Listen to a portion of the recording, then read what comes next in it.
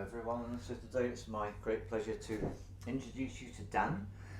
And Dan has done something which I'm very interested in indeed, because what he's done, he's gone and done a 21-day fast. And when we say that, what we mean is no food of any kind, but water is fine. So in other words, 21 days without food. And what makes this a particularly interesting experience from my point of view is actually he began his fast in England. He travelled by plane to Portugal. He spent the majority of the 21 days in Portugal, and he travelled back. And as far as I understand it, that whole experience was done without eating food. Did I get that right, or did I make it? Yeah, yes, correct. Except at the airport I had a small bottle of fruit juice just before I got on the plane, but apart from that. Wow, okay, so to me it's amazing that you did this. And then when I asked you about it, first of all, after you came back, I remember asking you, is there something particular that you did? And then you made reference to your subconscious, and then I started to get even more interested. So what does your subconscious have to do with this 21-day fast? Well, a good way of going about things is to give clear instructions, to always give clear instructions to your subconscious about your intentions, about what you want to do. So essentially, before I left Glastonbury, I instructed my subconscious that I wasn't going to have any food until I got back to Glastonbury. And that was very clear, a clear instruction. So, and I during the fast, I did on occasions think of that, and it was a strong guiding principle for success. I really do gather what you're saying. That makes a great deal of sense. I've never heard of anyone working in quite this way, so it seems, especially with fasts, it seems to me that you might not be completely unique, but you're certainly a rarity to actually harness the power of the subconscious mind and to turn it into your ally for the duration. And every time you thought about it, you reminded yourself of the instruction. I like it. It sounds really good. Yes, well, that's how often people do things. They imagine the end. They imagine the end, and that's the clear instruction to the subconscious. You imagine the end, even picturing yourself actually completing the task or acquiring something you want, and it will manifest. Because somewhere I read in a book a long time ago, I think it was something to do maybe the demiurge, it's in Gnostic thinking, that it was the subconscious is a kind of idiot god. It only does what you tell it. It will. If you said, I am going to go somewhere, but I won't be able to go there directly because I expect I'm going to be delayed in some way by traffic, well, the subconscious will deliver that exactly for you. So you have to give very clear instruction and give it energy in as far as like charging it what the end is going to be. You live in the end, as Neville Goddard and other YouTubers say. You live in the end as if it's real. So the subconscious is as I say, it's got no thoughts of its own. It's not a thing that suddenly decides, to sort of like not listen or anything like that. It will just deliver exactly what you give it. So your conscious mind gives you a subconscious, and you will get it. And it clearly works. This is what's so interesting. What works is always worth paying attention to. So this brings me inevitably to my next question, which is, okay, you did a 21-day fast, not eating any food, and what was your intention behind doing this in the first place? I wanted to, like a retreat. I wanted to get away from everything and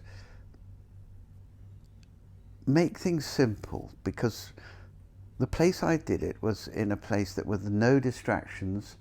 It was, I wasn't overlooked. It was a kind of rough camping place I'd built, and I had made a fire, like a rocket stove out of clay inside this teepee-shaped building, and I knew I would not be disturbed there at all. Only one person in the area visited me once a week to see if I was alive or not, and so I knew I wasn't going to be disturbed, and so it was very. The number of distractions were known. There would be no distractions. I'm not going to suddenly get someone come past on a motorbike or anything like that. So that made it it made it easy, in a way, to focus on the 21 days. No distraction. That's a really big key. Yeah. And so this is a very special situation. It's in Portugal. It's a piece of land, not being disturbed. And I do have to just make a little comment. Only once a week does someone check you out, because when I hosted a retreat for someone a long time ago, when they were being a silent vision quest, I used to go see them once a day. Once a week, that's quite brave. Yeah, well, I told him to do that, but he said, fine, that's okay. And also the other things that helped me was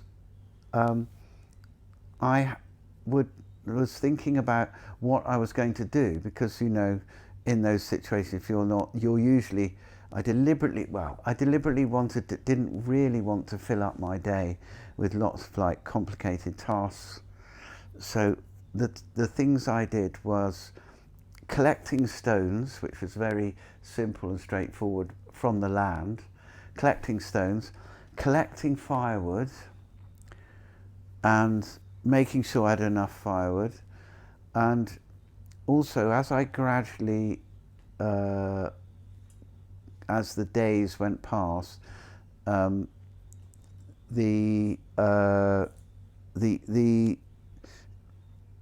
had to start to conserve energy, so I had to slow down. So everything slowed down, and one of the main concerns I had was to actually know what day it was, because losing track of time is quite easy, especially if there's no distractions. You wouldn't know. I got towards the end, I did have to, you know, I started to think I could be a day late. You know, I didn't know what the time was, although I kept a diary where I ticked off every day. Right, you did. You actually made a mark every day. Yeah, a bit like Robinson Crusoe, you know, sort of, you know. But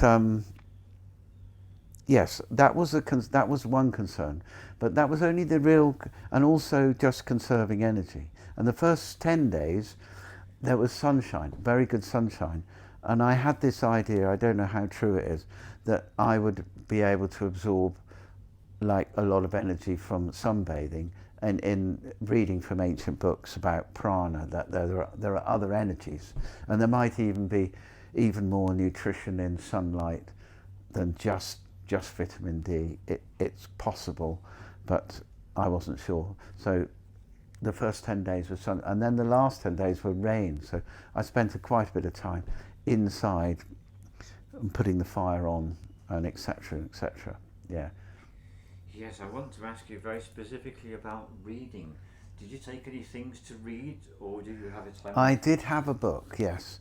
I had a book that I took, which was a book that inspired me a lot. Well, not that particular book, but it was an actual spirit guide called Silver Birch, who was one of the main spirit guides of the Spiritualist Society after the war, and his name is Silver Birch. His name is Silver Birch, but he's a spokesman of. There was an old paper called Psychic News, and the actual story of Silver Birch is very interesting because it was a home circle, and a journalist was sent to sort of like disprove this circle, and it turned out, in the end, that journalist turned out to be the editor of Psychic News and the actual trance medium of Silver Birch.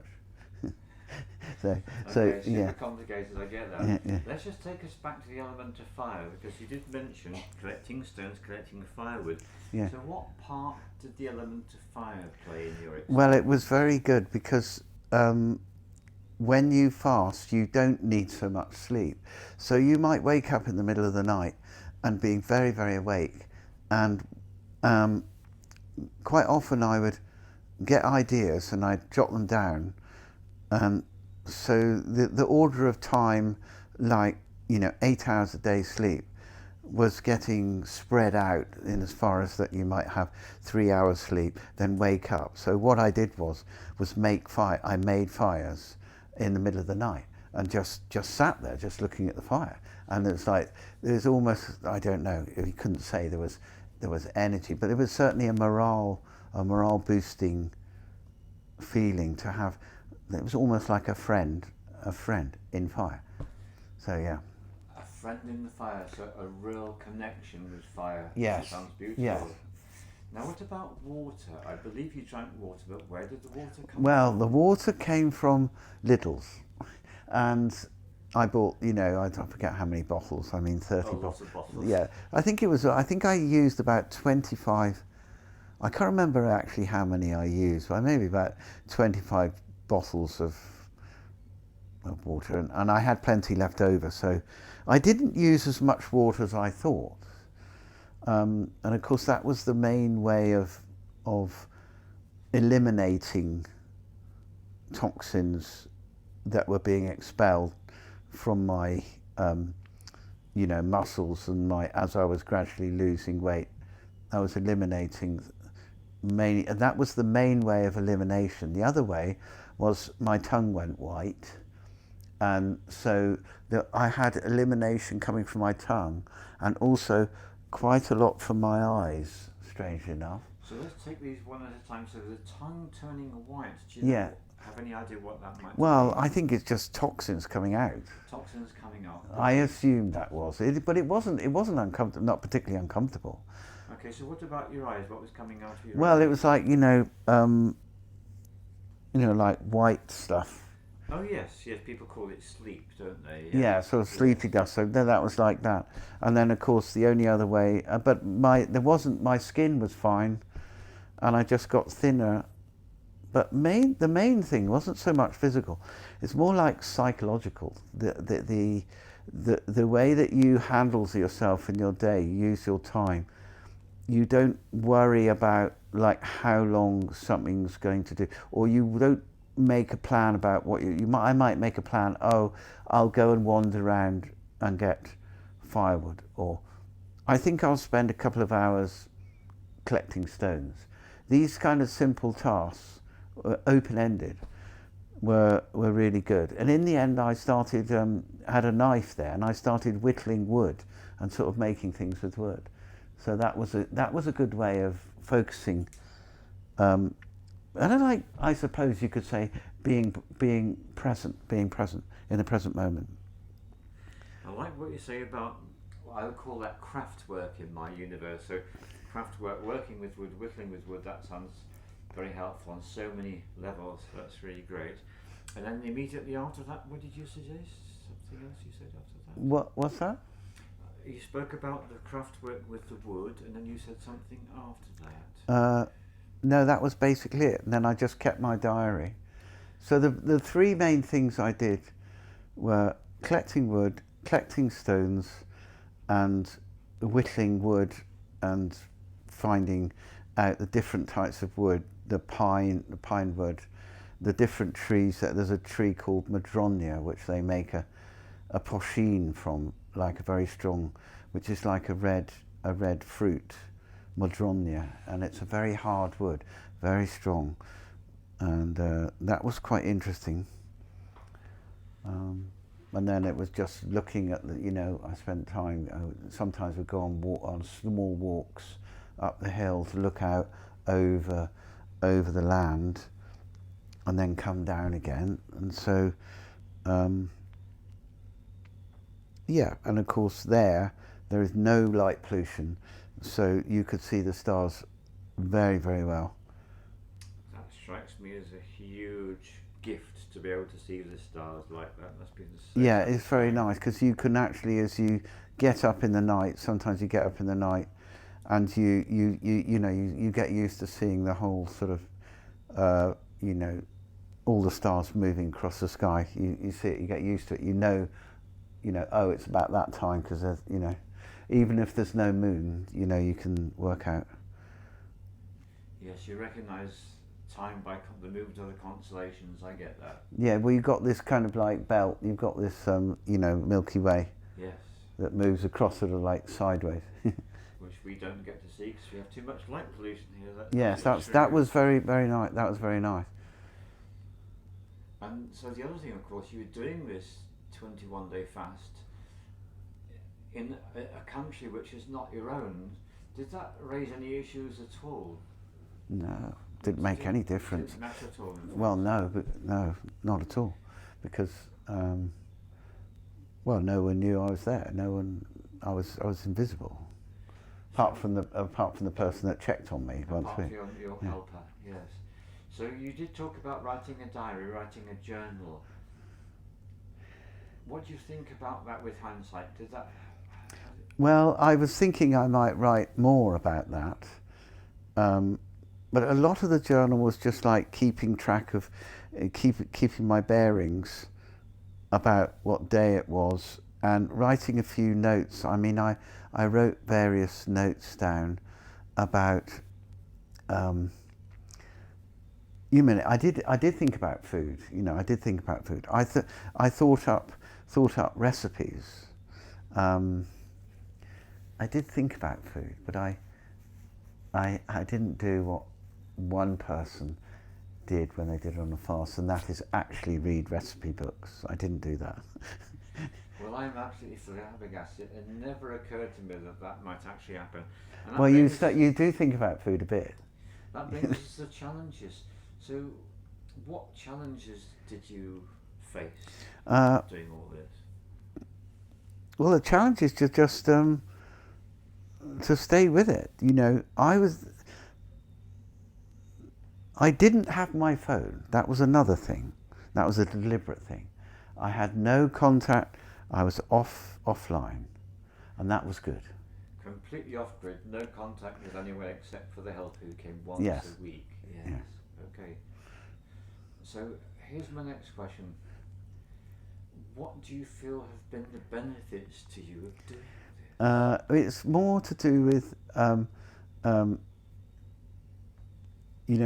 going in, finding out who I am. I would say that I think that I got some interesting ideas about, especially from the book that I took, which in the end I studied. It was just one book which I studied quite deeply about.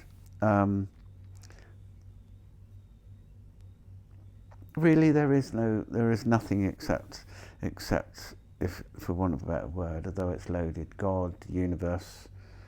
There is nothing except that, and that's where we are. All the other thing you make up all these other things, but that is what it is. So in a way,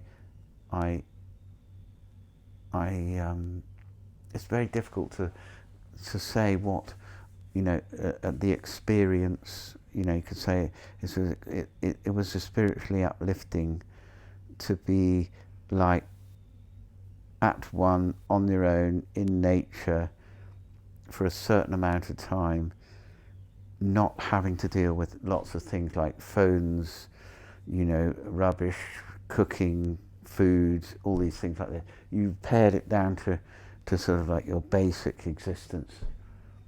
You simplified your life, exactly. Yes. That does make a great deal of sense. So I don't think it was very difficult to go there, but it was interesting how I had to adapt when I came back. That was a little more complex. So in fact, the return journey and the adaptation, that was where some issues arose, shall we say? Well, no, when I was coming back, I wasn't by that time. You see, after about a week or so, you don't think about, apart from thinking about recipes. I didn't actually think a lot about food. I didn't, hanker after things. But when I came back, it's then like coming back slowly from that and reintroducing into the world. It's more difficult than going away from it, for me anyway. Yeah, more difficult to return than to leave. Yes. And what about the first food you actually ate? What did you eat to start with? It was mainly fruit. Fruit. You started with fruit. Yeah. Well, I started before going with fruit for a few days, and then So you're I finishing went. where you started. Got So it. yeah, so you come back into fruit, but of course I was, you do get this thing when you're starting up your digestive system again, to kickstart it off. Then sometimes you eat the wrong food, maybe not quite enough. Maybe in hindsight, perhaps should have introduced food slower than I thought, than I did. Okay. But it wasn't too bad. There wasn't any big upheavals. It's just that you're giving yourself food, but your actual digestive system isn't actually getting back into a kind of like a normal state. So it's being reintroduced again. Yes, it takes time to adjust. I Yeah. get that. So I want to ask you now, what advice have you got for anyone who's considering doing what you did? Well, just make everything simple. Make everything simple. Give yourself simple tasks to do, like knitting or crochet, or practicing something, but not too complicated. Don't get involved with the outside world too much. Like carrying on normal. Do things that are different. If you separate out, do things. It's like a retreat. So you're separating out all the normal things you do, and that helps you to be in the retreat place. Yes. Well, that's really brought up another question, which I think is very interesting. I'm assuming that you had this experience pretty much in silence. Yes, most of the time in silence. Yes. So, did you miss not speaking? Yeah, I did. Not really. You could just switch off. Not really. So the truth is, although I know you a person that does have a lot of communication in your life, to actually let go of that was fine. About not speaking. Yeah. Because you're just quietly like floating around, pottering around, picking up sticks, picking up stone. You make your life as simple as possible. That was what I'd give advice. Make it as simple as possible. So it's not like you're wasting a lot of energy having to work out, how to do this, what to do. I've got to speak. If you're not speaking, you're saving energy. In fact, I think I read somewhere in some yoga book that actually doing too much reading when you're fasting uses up a lot of energy. So if you did too much reading, you would use up quite a lot of energy. So it's a kind of careful way of conserving energy. And you can still go around and do things even after 20 days. But you're in this very, very slow, steady state. That's absolutely fantastic. Is there anything you would like to add? But you've given me a really good understanding. I now really have grasped what it's like. Anything else you want to add? That's just basically it. I mean, I'd encourage anyone to give it a try. You've got to have a certain amount of confidence in the fact that you know that you can do it. In as far as I go back to the beginning, like you instruct your subconscious that this is what is going to happen.